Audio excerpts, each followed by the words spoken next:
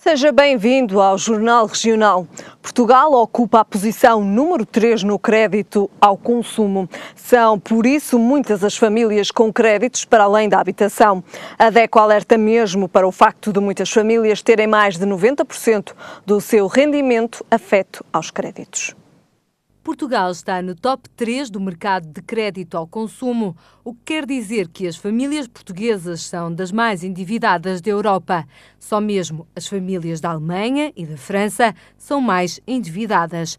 Estes são dados do Barómetro Europeu 2012 do Observador CTLM, que revelam ainda uma queda de 5,5% no último ano do crédito ao consumo.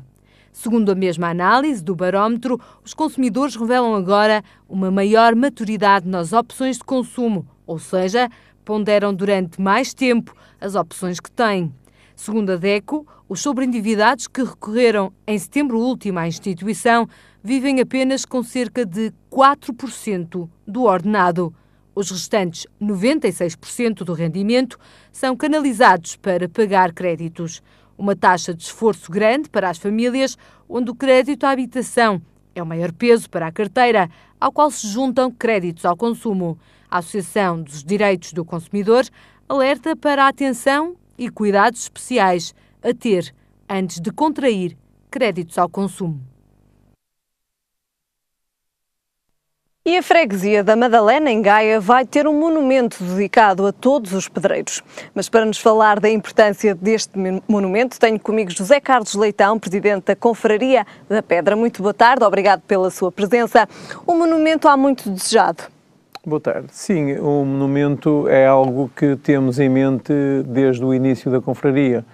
Nós fomos fundados, eu sou o sócio confrade fundador, confrade número 1, e desde o meados do mês de julho de 2001 que somos uma confraria e que temos objetivamente e claramente este destino, este desígnio de ter um monumento ao pedreiro que agora está a dar os passos certos e seguros para chegarmos lá.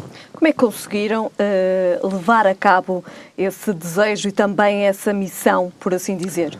Olha, foi um conjunto de vontades. Inicialmente era nosso desejo, mas não com passos seguros. Quer dizer, tínhamos a noção de que era muito importante fazer um monumento, mas não era possível, até porque no passado a Junta de Freguesia da Madalena tinha alguém nos seus destinos que não se quadrava muito connosco e, portanto, não tinha grande relação com a Confraria da Pedra.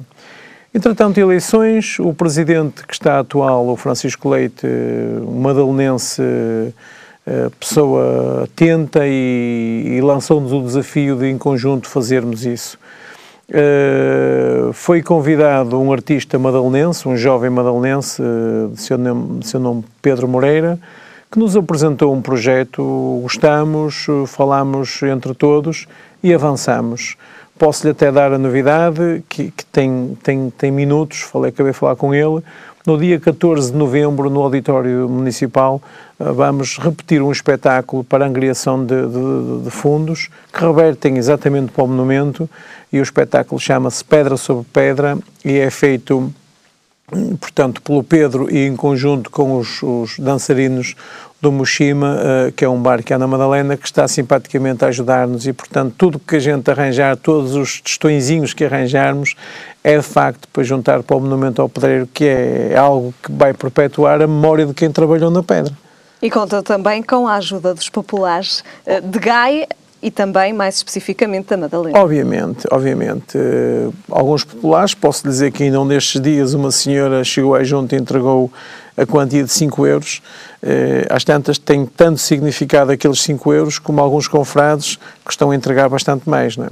Temos alguns confrades que colaboraram de uma forma mais generosa, outros conforme aquilo que podem, e temos uma verba que para a confraria se vai situar, é um compromisso que temos, na casa dos 2.000, 2.500 euros.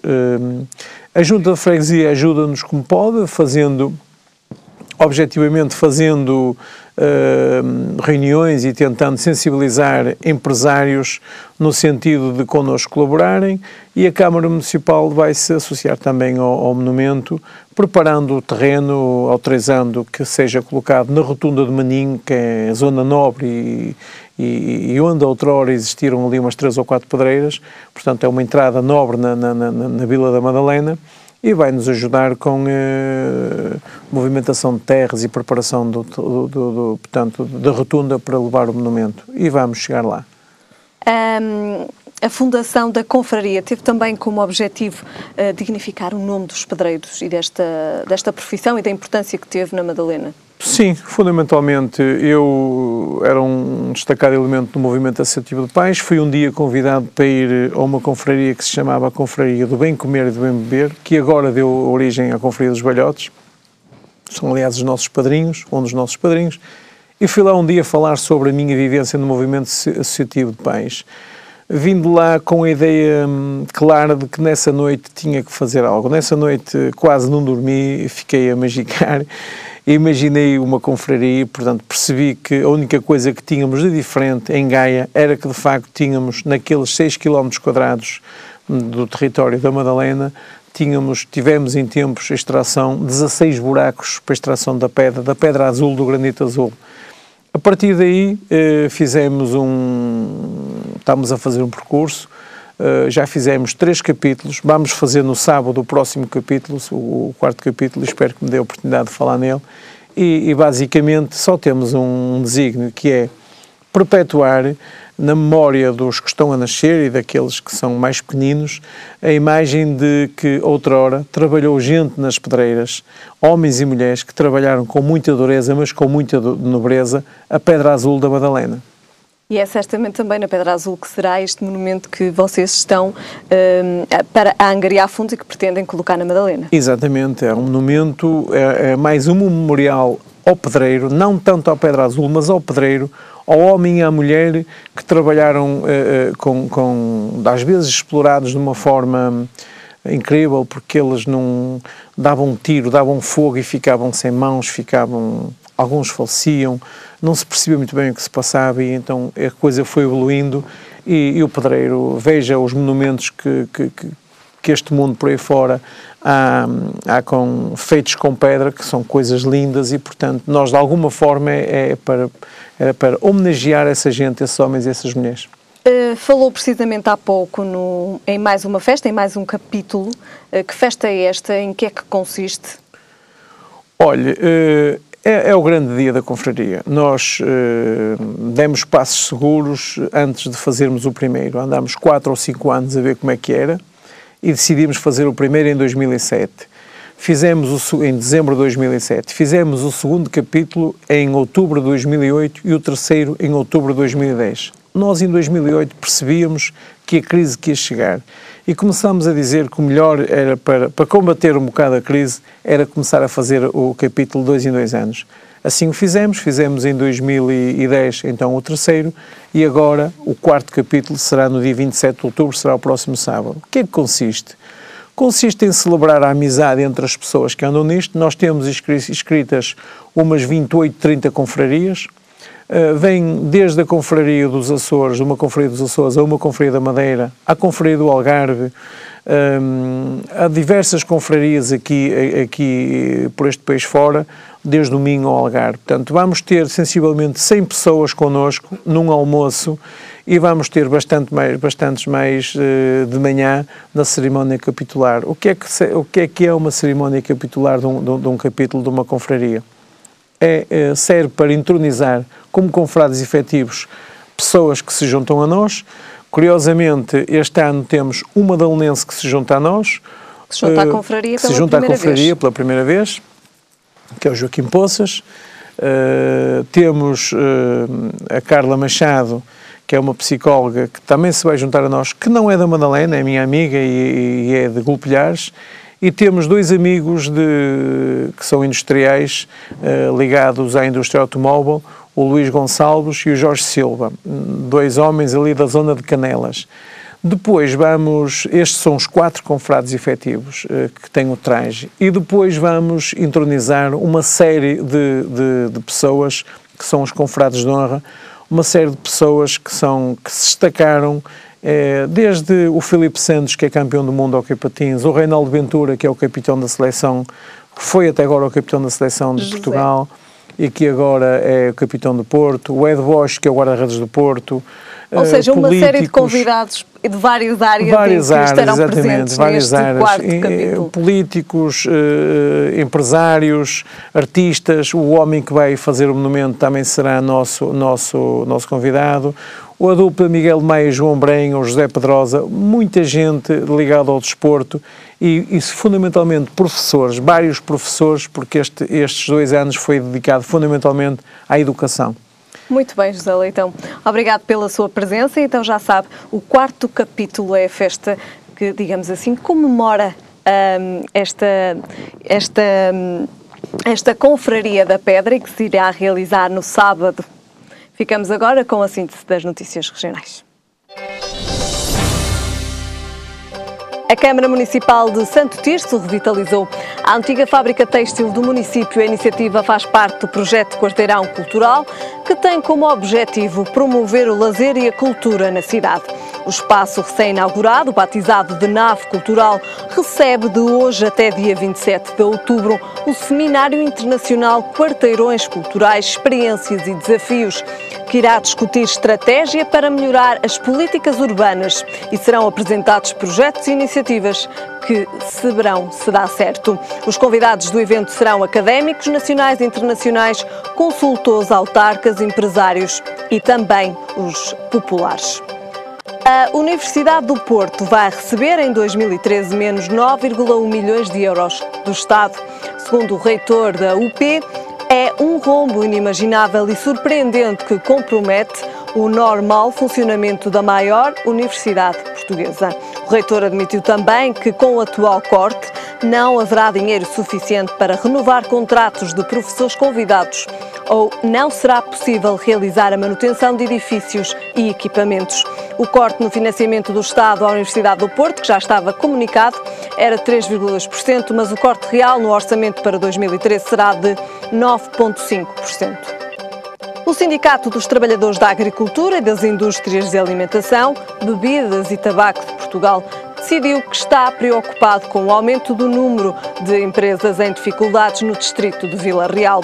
Segundo o presidente do sindicato, na Régua, as Caves Val do Rodo vão despedir 7 trabalhadores até dezembro.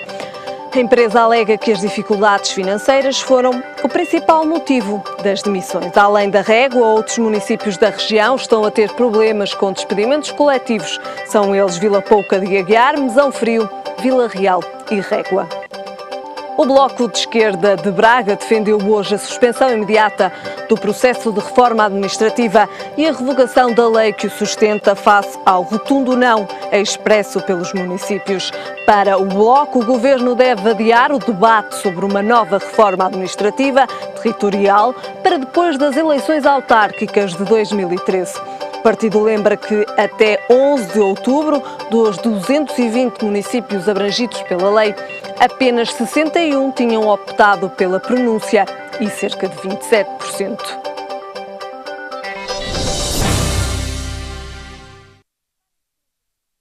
Gaia foram apresentados a uma comitiva de empresários chineses. O autarca gaiense considerou que Portugal é uma porta para entrar na Europa e o Porto uma porta para entrar em Portugal. Empresários e investidores chineses visitaram o município de Gaia. O convite partiu da autarquia com o objetivo de promover oportunidades no concelho. E precisamente o autarca gaiense destacou o potencial da região norte. Visita de cortesia, mas quando se trata de Portugal e da China, nunca podemos pensar só na cortesia. Temos um passado comum muito importante, de grande amizade, de grande cooperação, distendida, muito mais virado para o comércio, para a cultura, do que para interesses mais perversos que porventura outras potências europeias tiveram no Oriente, não foi o nosso caso. Daí que hoje há condições excelentes para cooperar com a China. Portugal pode ser uma porta de entrada para a Europa e, dessa forma, o investimento estrangeiro torna-se essencial para os investidores e para o país. Vamos apresentar um conjunto de projetos, só para terem uma ideia do que se passa aqui na região, projetos públicos e privados, para o qual muitos deles terão outra pujança e outra capacidade de desenvolvimento se houver investimento estrangeiro, e obviamente que o interesse da China para nós é um interesse muito significativo. Estamos a falar de uma das grandes, uma das 2, 3 maiores potências do século XXI. Durante a visita ao município foram apresentados alguns projetos à delegação que, por sua vez, se mostrou encantada com Gaia e também com as possibilidades de negócio. Eu penso que sim. Como há 24 anos eu estudei em Portugal e quando subi a Portugal, recentemente fizemos alguns estudos e apresentamos estudos aos nossos amigos empresários. Eles ficaram todos interessados em conhecer pessoalmente o ambiente de investimento, a legislação vigente e projetos que estão disponíveis para cooperar. Já é o 4º dia que estão em Portugal e estamos cá, portanto ficamos todos encantados.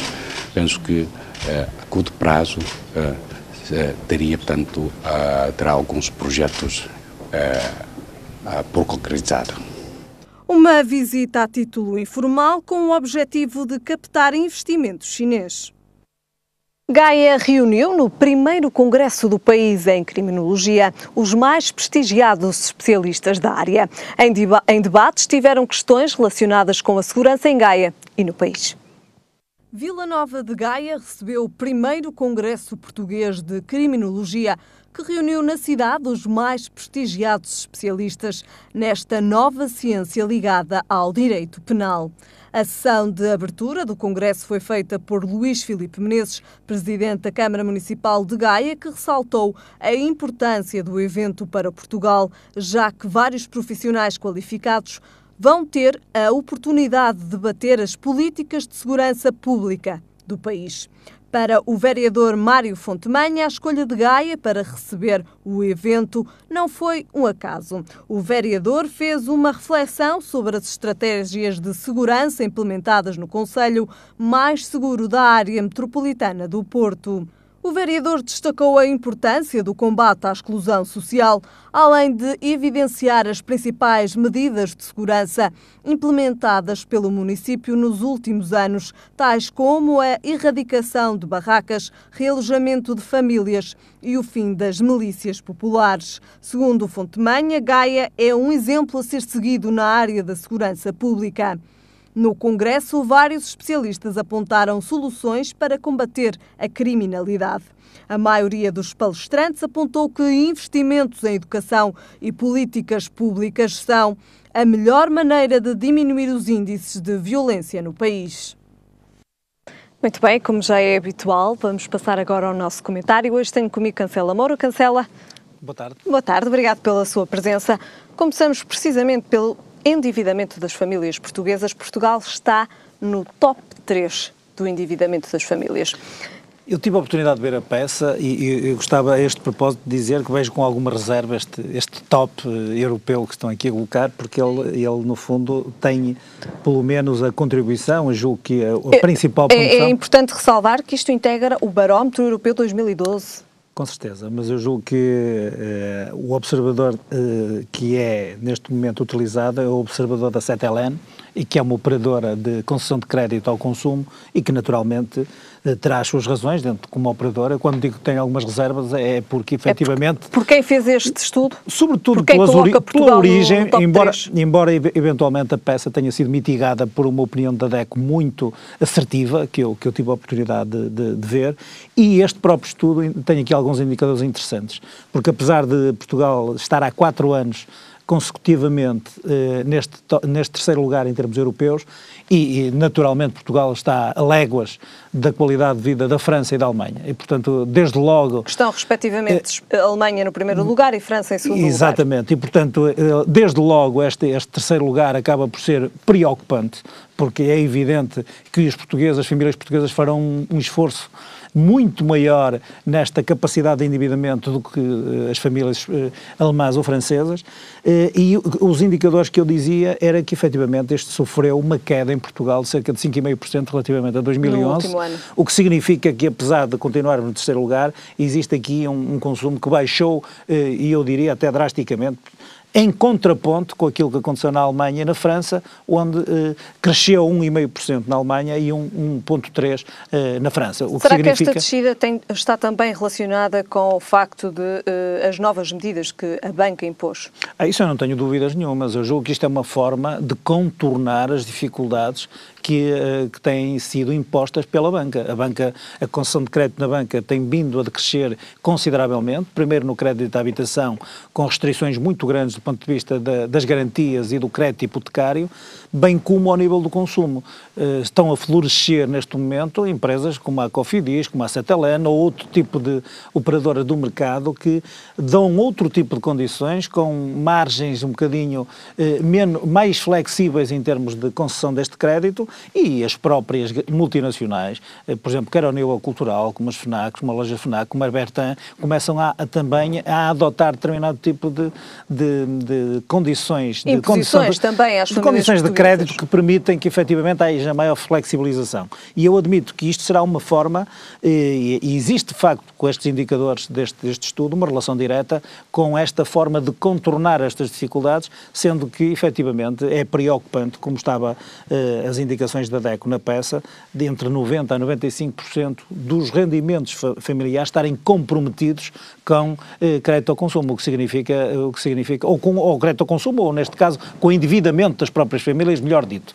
E, portanto, começa a ser preocupante que, efetivamente, as famílias portuguesas, numa situação de crise como esta, será muito difícil acabar por ultrapassar estes obstáculos ou estas dificuldades em função da regularidade com que, efetivamente, têm que ser chamados a cumprir com estas exigências de um crédito desta natureza.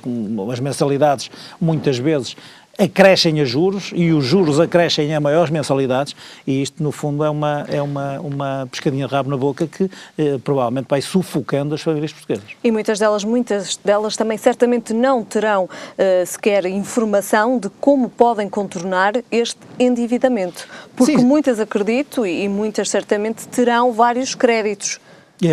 Aliás, eu julgo que não é novidade para ninguém que se diga que estes créditos ao consumo são um bocadinho diferentes daquilo que grande parte dos portugueses tinham, que era ter a sua propriedade. Criou-se muito aquela ideia de as pessoas terem a casa, havia um crédito hipotecário, mas as pessoas começaram a criar depois os créditos ao consumo para as férias, para o carro, para o LCD, e, portanto, tudo isto vai criando um sufoco relativamente à forma como as famílias podem, efetivamente, contrair esses empréstimos. Porquê?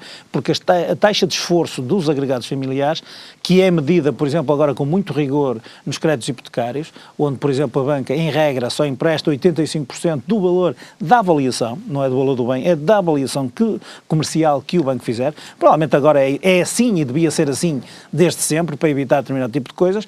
Nestes créditos ao consumo, com esta maior flexibilização, tem que haver uma ponderação, tem que haver consumidores mais informados, tem que haver famílias muito mais ponderadas relativamente às decisões que têm de tomar, e se não estiverem esclarecidas, normalmente os consumidores estão muito pouco esclarecidos em Portugal, poderão eventualmente cometer erros que possam comprometer o cumprimento dos seus compromissos financeiros ao final de cada mês. Porque podem agregar os vários empréstimos que têm num só. Evidentemente, uma das coisas que a DECO tem, alerta e acaba até por intervir muito bem no próprio mercado, tentando regular os abusos em termos de mercado, permitirá que efetivamente as consolidações de dívida ou as agregações das próprias dívidas permitam dar uma ajuda para que se flexibilize a forma de reembolso destes débitos perante as operadoras de crédito. Muito bem, só para terminarmos este tema, para passarmos ao segundo tema de hoje, isto afeta a confiança dos mercados? este top 3 de Portugal? Eu acho que aquilo que efetivamente se pode retirar daqui, eu não sei se vai afetar ou não, há uma retração, há restrições orçamentais em Portugal, neste momento, e há uma retração do mercado. Primeiro porque as pessoas, uma retração do mercado de consumo. Primeiro porque as pessoas que não têm dinheiro, porque a disponibilidade de dinheiro é cada vez mais escassa, elas próprias se têm resguardado daquilo que pode vir por aí. E aquelas pessoas que ainda não chegou à aflição estão num clima de alguma expectativa, mas por arrastamento também ficam portanto, a viver esse clima de alguma retração. Uma diminuição do consumo privado, claramente. Aliás, o estudo é e também claríssimo. O que leva a uma retração do crescimento do PIB, como consequência... Evidentemente, o consumo está a baixar drasticamente. Penso que com as restrições orçamentais que eu estava a falar, para o próximo ano, é de esperar que assim aconteça.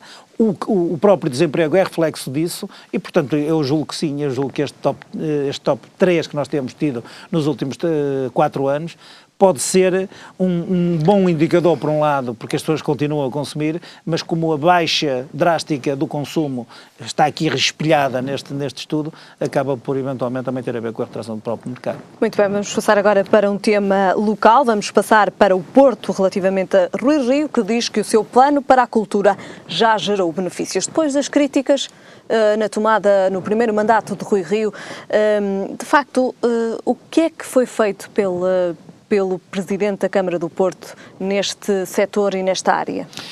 Eu não diria que, quer dizer, na perspectiva do Presidente da Câmara do Porto, ele diz que o programa político que ele escolheu para a cultura da Câmara Municipal do Porto... Inicialmente não agradou. E ele diz que gerou benefícios, na ótica dele.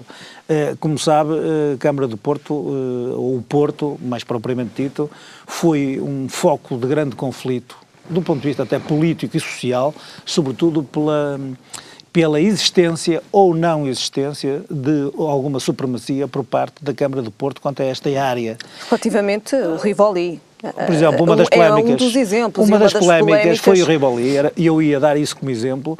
Começou numa parceria muito interessante com a La Féria, que depois redundou numa grande polémica sobre as formas de contratualizar, portanto, as iniciativas e as peças e as próprias iniciativas que eram realizadas no Rivoli. Mas, de facto, nesse curto período em que isto aconteceu, efetivamente, vê-se ali uma capacidade da Câmara de rentabilizar um equipamento municipal de uma forma quase brilhante, diríamos. Ele quase transferiu aquilo que só se fazia em Lisboa e fez estreias no Porto e conseguiu dinamizar um equipamento municipal que, de facto, não tem grande rentabilidade. Convenhamos que dizer isso. Lembro-me, por exemplo, da polémica do próprio Pedro Brunhosa relativamente à eleição de Rui Rio. Lembro que... E é esta questão da cultura, precisamente. Sobre a cultura, e portanto eu estou a referir a algumas situações que foram mediáticas, em concreto. Pedro Brunhosa é um membro da Assembleia Municipal eleita pelo Partido Socialista na Câmara de Porto e, portanto, tem voz ativa. Até julgo que com alguns excessos relativamente à crítica que faz, porque nós todos temos uma perspectiva pessoal e eu admito que, efetivamente, ele tenha a perspectiva dele enquanto autor, enquanto poeta, enquanto escritor, enquanto artista e evidentemente também tem que respeitar aquilo que possa ser a Câmara de Porto. Castelo Amor, estamos praticamente a chegar ao final deste comentário. De facto, quais são as conclusões que tiramos deste tema? A conclusão aqui era só para lhe dizer, o Dr. Rui Rio, a única coisa que fez neste seminário em que esteve foi dizer que uma coisa é a animação e outra coisa é a cultura. Que a animação é a animação que nós conhecemos, dar cor, dar dinamização, por exemplo, como aos carros da Boa Vista, que segundo ele até tem algo de cultura, porque estão ligados historicamente à cidade, mas que a cultura é uma coisa mais ligada ao saber e ao conhecimento.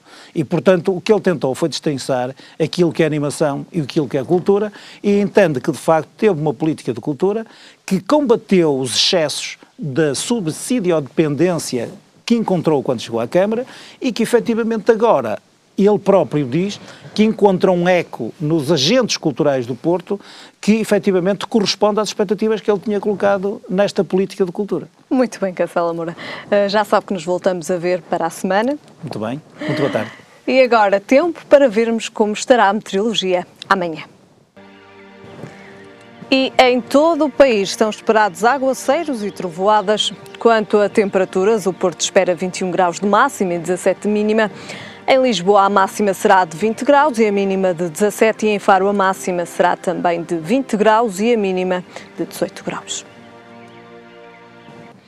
É tudo por hoje. A informação, já sabes, está de regresso amanhã. Até lá, fique bem.